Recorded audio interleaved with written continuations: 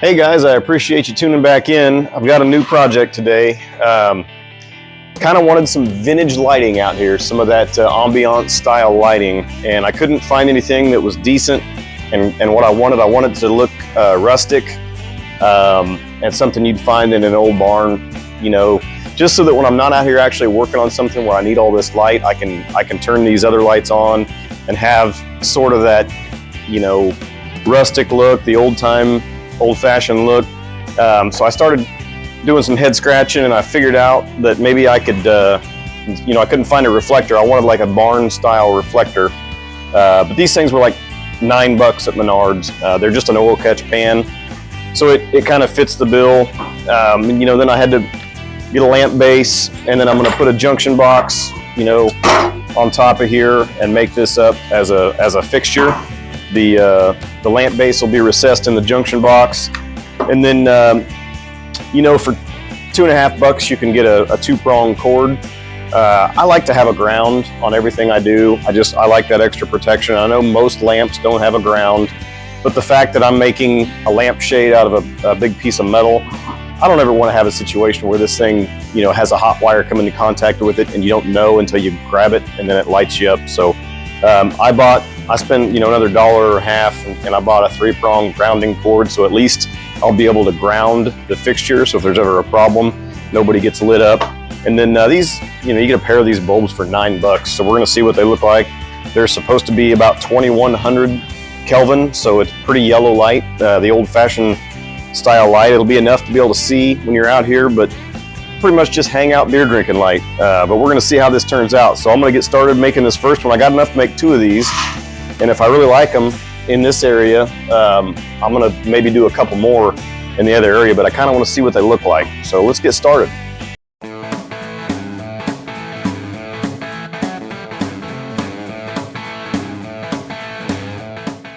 All right, so my plan is I'm gonna use my 1.25" knockout to punch the hole for the socket through this this tin, and I think it's going to work out to be just about right, so you can squeeze these ears in and get that to seat. So let's see how this works.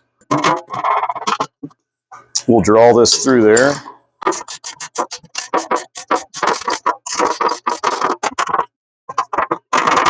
There we go. It should fit right into that hole. Just like that, to hold that bulb. That's the only thing that socket's going to hold is the bulb. The weight of the reflector or the catch pan is actually going to be held by the junction box. I'm going to use the existing holes in this junction box, and I'm putting jam nuts on here rather than just the inside nuts, so that when there's wires in here, this can't be pushed in and damage any of those wires. So it's just a 1/4" U-bolt, and there's only enough thread in here to get the nuts on there, and then we can tighten them up on the outsides. 1/4" ought to be 7/16, and that'll tighten right up, nice and solid. Nothing sharp on the inside of that box. We just got to take a knockout plug out here so we can get our cord in. Well, there's the gist of it. So we have our $9 catch pan, punched a hole in the center and drilled the 2 screw holes out for the box connection. Box is grounded, and we have a grounded plug going to it, so if there's ever a contact between the hot wire and anything metal, we have a means to trip that breaker.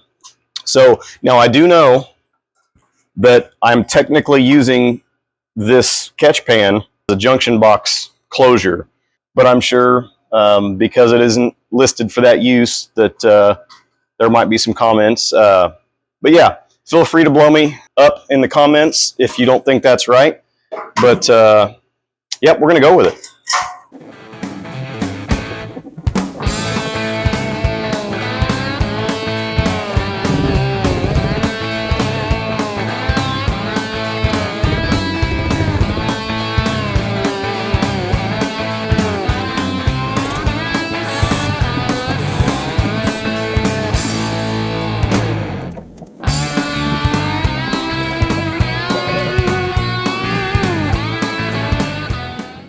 You can use an outlet as a independently controlled device, a duplex outlet. So you can actually choose whether you want to get power from the top outlet and or the bottom outlet. You can do this in different ways. You can wire a room with 14.3 or 12.3, depending on your circuit size, to where one of the receptacles is hot all the time and the other receptacle is switched. So if you want to put a lamp in a room that's controlled by a light switch, you can switch the top receptacle, and the bottom one can be hot all the time, so that if you need to plug in like a vacuum cleaner or a phone charger or something like that, you don't have to have that switch on.